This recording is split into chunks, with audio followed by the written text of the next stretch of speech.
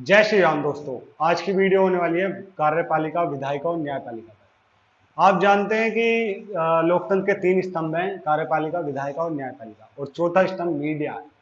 तो आज जो हम पढ़ेंगे वो इन तीन स्तंभों के पढ़ेंगे और इन तीन स्तंभों के कार्यों और अंगों को देखेंगे।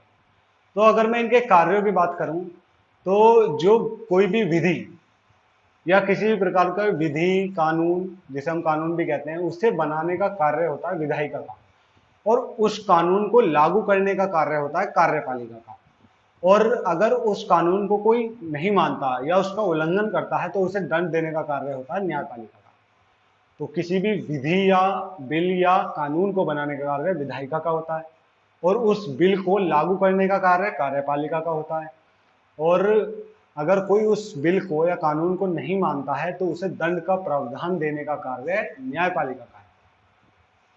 तो आप इतना समझ पाए होंगे कि इनके कार्य क्या है। तो भाई अब इनके अंगों को देख लेते हैं। तो सबसे पहले कार्यपालिका के अंगों को देखते हैं। तो जो हमारा देश है उस पे दो स्तर पर सरकार बनाई जाती है, एक तो केंद्र स्तर पर, एक राज्य स्तर पर।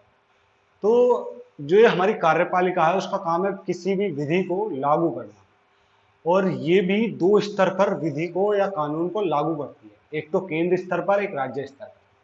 तो जो केंद्र स्तर पर जो कार्यपालिका है उसके जो हेड हैं वो है राष्ट्रपति, और राष्ट्रपति के बाद आते हैं उपराष्ट्रपति, उपराष्ट्रपति के बाद आते हैं प्रधानमंत्री, प्रधानमंत्री के बाद मंत्रिपरिषद। तो कार्यपालिका का केंद्र स्तर पर सर्वोच्च मतलब प्रमुख जो है वो है राष्ट्रपति, और जो राज्य स्तर पर जो कानून को लागू किया जाता है उसमें जो सबसे हेड पे है वो है राज्यपाल, और फिर उसके बाद मुख्यमंत्री, फिर मंत्रिपरिषद। तो आप समझ पाए होंगे। वैसे पूरी कार्यपालिका के जो प्रमुख हैं वो है राष्ट्रपति हमारे।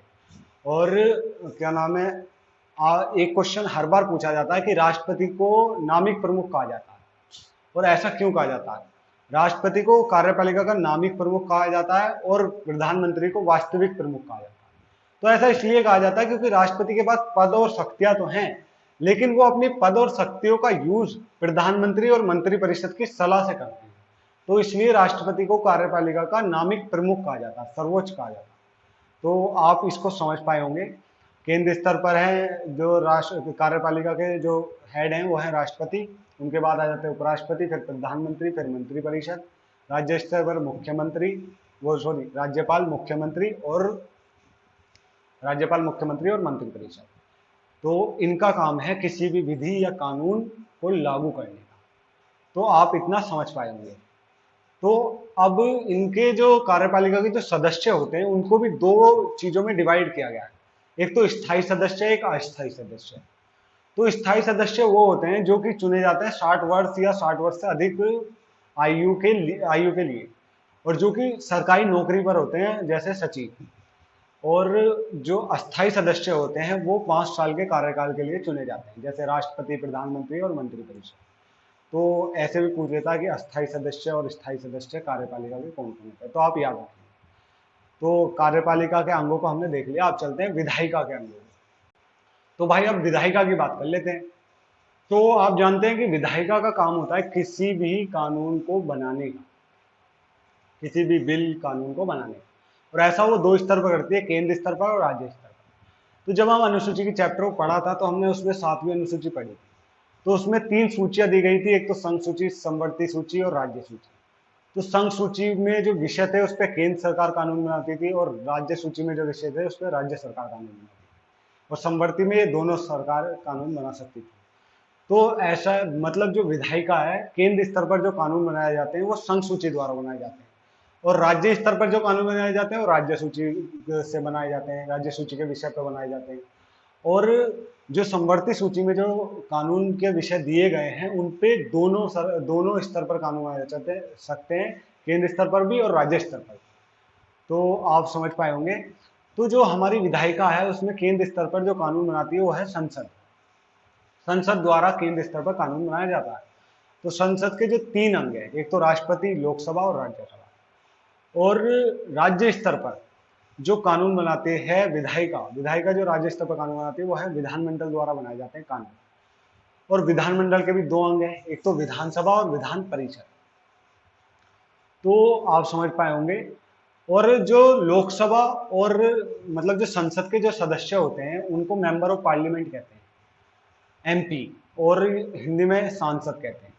और जो विधानसभा और विधान परिषद के सदस्य होते हैं, मतलब विधानमंडल के जो सदस्य होते हैं, उन्हें कहते हैं member of legislative assembly, MLA, और हिंदी में विधायक कहते हैं। तो आप इतना समझ पाए होंगे। तो और इसमें ये हो गया। हाँ, और एक बात और जो कि मैं आपको बताना चाहूंगा कि अ, एक सदस्य कार्यपालिका का भी अंग हो सकता है और विधायिका का भी अंग हो सकता है। जैसे आप जानते हैं कार्यपालिका का अंग राष्ट्रपति है। राष्ट्रपति कार्यपालिका के अंग है, सब सर्वोच्च प्रमुख है। और वो विधायिका के भी अंग है। विधायिका के अंग ऐसे हैं, राष्ट्रपति संसद में मतलब संसद राष्ट्रपति से ही मिलकर बनती है, तो वो विधायिका के भी अंग है और कार्यपालिका के भी अंग है। तो एक बार एक सदस्य विधायिका का भी अंग हो सकता है और कार्यपालिका का भी अंग हो सकता है। तो आप समझ चुके। तो आप बात कर लेते हैं न्यायपालिका के अंगों की।